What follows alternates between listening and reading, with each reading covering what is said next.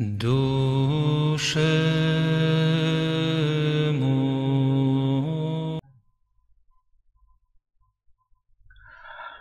Selamat bertemu saudara sekalian. Ini Romo Daniel Biantoro.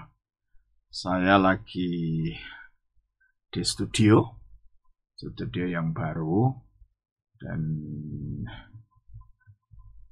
dalam hari-hari ini memang saya ada agak gak enak badan, dan punggungnya sakit, perutnya agak sakit juga. Saya nggak tahu apa karena makanan yang saya makan yang hanya sayur-sayuran saja atau apa, nggak tahu. Tapi pada umumnya sudah mulai jauh membaik daripada hari-hari sebelumnya, sehingga saya bisa melayani kembali. Nah, beberapa hari ini saudara, mengenai video-video saya itu, ada orang-orang, beberapa dari yang mengirimkan ke saya message, pesan gitu ya. Ada yang merasa diberkati, ada yang merasa senang sekali, merasa dicerai dari ajaran-ajaran yang saya berikan di dalam video itu. Nah, tetapi ada juga yang memberikan tantangan terang-terangan, terbuka, mau berdebat dengan saya, mau macam-macam, ya. Dan bahkan ada yang menuduh saya macam-macam, ada yang menyebut saya sekte, ini ajar gereja purba kok sekte, gimana sih? Sebelum ada sekte-sekte itu, gereja ortodoks sudah ada dari zaman dulu, ya. Ini disebut sekte ortodoks. Ada yang menyebut saya ini ajaran super sesat, ada yang mengatakan gitu. Ada lagi yang mengatakan apalagi itu, pengetahuannya cetek, ilmunya dangkal, yang macam-macam gitu. Kalau saya sih tidak jadi masalah. Apapun orang mengatakan ilmunya cetek atau dangkal atau apapun, yang menilai bukan saya. Karena ternyata banyak orang yang bukan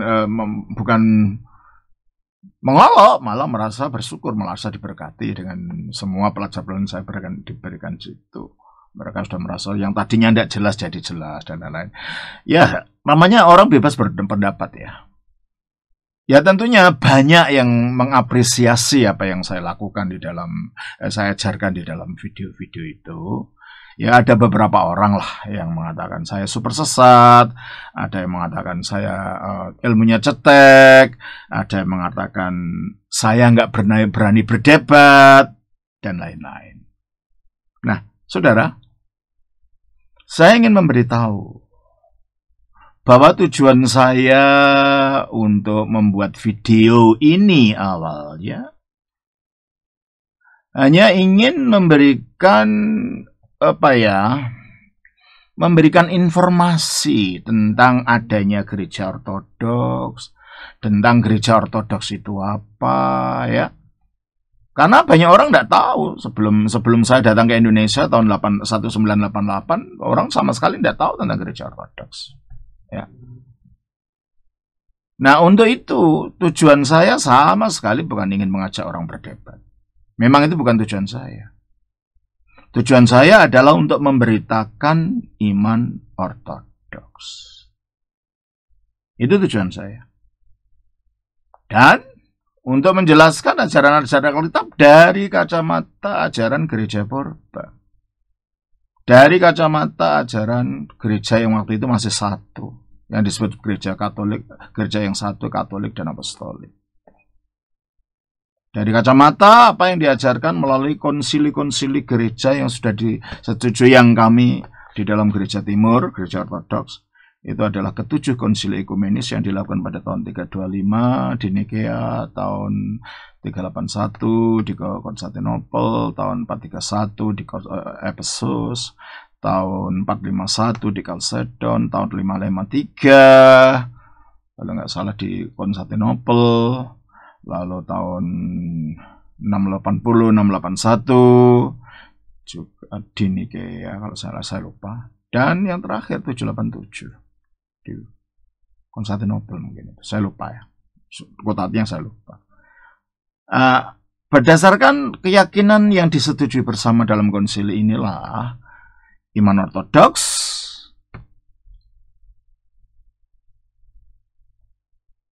mengabarkan imannya berdasarkan ajaran Alkitab. Ya, dan itu yang saya lakukan. Oleh karena itu, namanya saja akhirnya sudah terjadi perpecahan antara gereja timur dan barat. Yang barat yang kita sebut sebagai Roma Katolik, timur di gereja ortodoks pada tahun 1054. Dan akhirnya terjadi perpecahan lagi di gereja barat, yaitu munculnya Protestan pada tahun 1517 yang memunculkan macam-macam aliran. Ya tentu saja dengan macam-macam aliran ada perbedaan pendapat. Nah, yang saya jelaskan adalah iman ortodoks itu, gitu loh. Yang saya jelaskan itu adalah iman ortodoks, posisinya iman ortodoks itu. Bahwa pada akhirnya ada orang yang tidak setuju dengan posisi gereja ortodoks, itu bukan posisi saya pribadi. Maka tidak ada gunanya saya perdebatkan untuk menang pun akhirnya tidak akan mengubah apa-apa di dalam gereja itu, karena itu posisinya gereja ortodoks. Dan saya tidak akan mengubah posisi gereja ini, karena ini bukan pendapat saya pribadi. Jadi bagi saya tidak ada gunanya didebatkan. Inilah yang diyakini ortodoks. Nah, kalian percaya begitu silakan aja gitu loh. Hanya memang saya akan menjelaskan sesuatu yang mungkin dapat membingungkan umat, entah umat di luar maupun umat ortodoks sendiri. Saya akan menjelaskan, bukan mengajak debat. Ini loh, posisinya ortodoks itu gini. Kalau gitu enggak, ya gitu loh. Jadi Anda mengatakan saya tidak berani debat loh, ya memang bukan tujuan saya untuk debat kok. Debat itu menang atau kalah tidak membuat orang bertobat. Menang atau kalah tidak membuat orang itu akhirnya percaya atau tidak dari posisi yang ya, orang sebelahnya. Apalagi dalam ajaran ortodoks itu bukan masalah akademis saja yang ditekankan. Yang ditekankan adalah pembersihan batin. Makanya kalau saya lihat ada debat-debat, wah akhirnya saling menghujat satu dengan yang lain, itu tidak cocok dengan visinya ortodoks itu.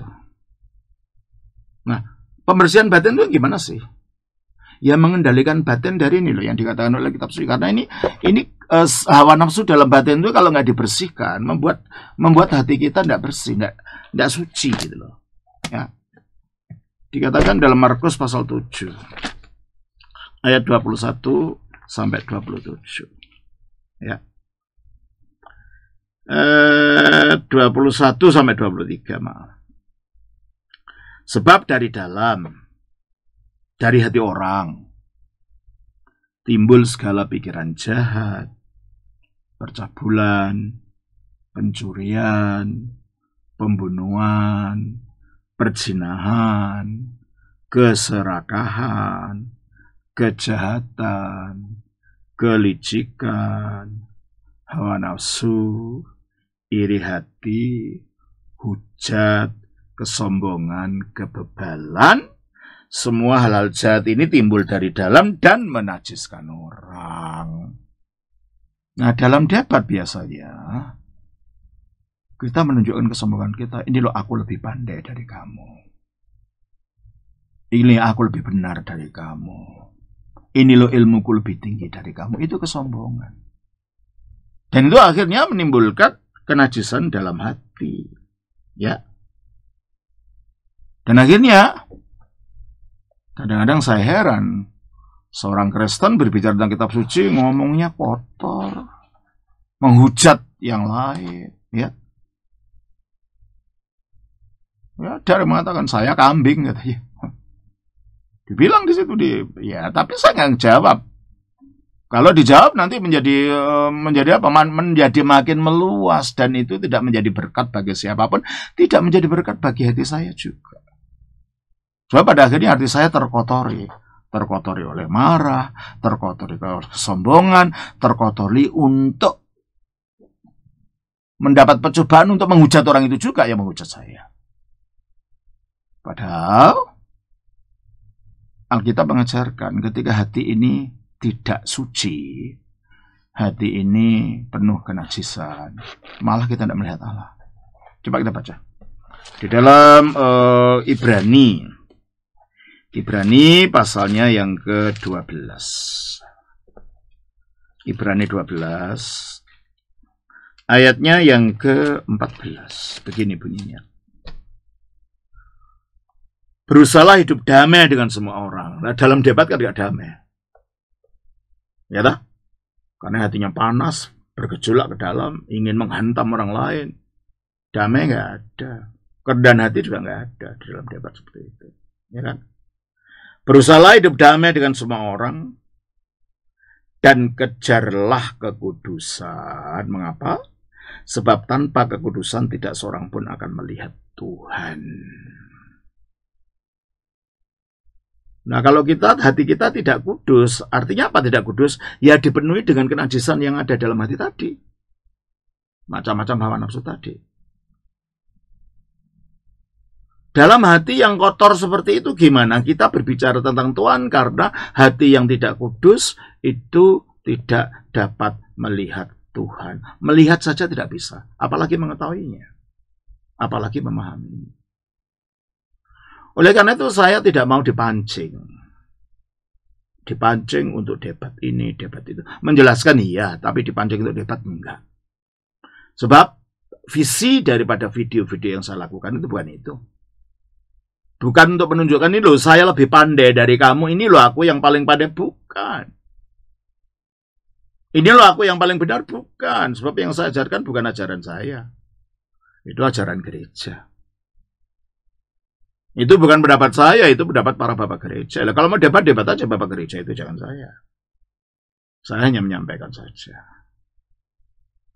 Kalau dinilai saya takut berdebat, loh bukan takut berdebat, memang itu bukan visi saya dan bukan misi saya, bukan untuk debat. Sebab kalau waktu saya habiskan untuk berdebat, waktu saya akan habis sehingga saya tidak bisa menjelaskan iman ortodoks secara benar. Karena habis mengikuti kemauan orang untuk bertengkar, untuk membela diri, saya nggak akan bela diri. Sebab ini bukan iman saya, bukan karangan saya. Tetapi ini iman para rasul yang diteruskan oleh para bapak gereja.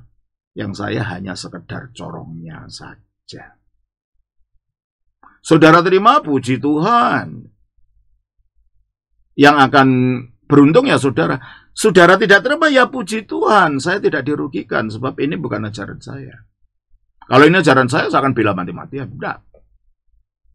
Ini adalah ajaran yang saya hanya penyampainya. Penyampai dari ajaran para bapak gereja itu. Jadi untuk saudara yang ortodoks, supaya tahu visi daripada dan misi daripada video-video yang saya lakukan itu, bukan untuk menjelekkan siapapun. Bahwa tadi akhirnya ada sesuatu yang dijelaskan yang mungkin orang lain tidak suka. Lah itu namanya perbedaan, ya memang ada perbedaan. Aliran antar Protestan saja perbedaan, ya kan? Nanti Protestan dan Katolik ada perbedaan. Ya tentunya Ortodoks ada perbedaan. Lah kalau perbedaan dikatakan jangan disangka menghina, ya itu memang beda, itu visinya gereja Ortodoks. Dan itu bukan penghujatan, ya memang perbedaan. Gitu. Nah, kenapa saya menjelaskan perbedaan kalau saya diserang ini dan itu? Ya tidak ada gunanya, sebab itu tidak akan mengubah saya, mengubah pikiran saya, sebab saya komit terhadap apa yang diajarkan oleh gereja sepanjang abad ini. Komit terhadap apa yang diajarkan oleh bapak gereja. Kalau mau debat para bapak gereja, gitu lah. Bukan penyampainya, gitu kan. Nah, saya kira itu, saudara. Jadi, saudara jangan mengharapkan saya akan ngeladenin debat apapun. Sebab itu memang bukan visi saya, dan itu memang bukan misinya dari video-video yang saya berikan. Saudara mau menghujat saya apapun boleh saja, tidak jadi masalah. Ya, saudara katakan saya begini, katakan itu, lah monggo, tidak jadi masalah. Itu tidak akan mengubah saya. Saya akan tetap memberitakan berita sukacita. Saya akan tetap mengajarkan ajaran Injil sebagaimana yang selama ini dipelihara di dalam gereja ortodoks tanpa berubah dari zaman purba sampai sekarang. Saudara bilang saya sekte, tanya sendiri, saudara itu munculnya tahun berapa gitu loh. Ya orang yang mengatakan sekte tadi lah. Munculnya tahun berapa, ajaran yang kalian pegang itu loh. Sementara yang saya sampaikan adalah ajaran selama 2000 tahun ini tetap dipelihara oleh Gereja Timur. Jadi itu saja. Itu saja yang ingin saya sampaikan.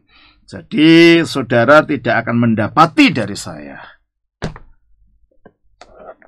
respon, ajakan untuk berdebat. Sebab itu bukan visi saya dari awal. Dan saya konsisten pada visi itu. Saudara akan sia-sia mengundang saya untuk berdebat, ini enggak bukan itu. Sebab ortodoks itu bukan hanya mengandalkan intelek, yang terutama batin, pengelolaan batin, pembersihan batin. Kiranya posisi misi daripada video-video yang saya unggah itu dan yang saya lakukan ini. Terima kasih.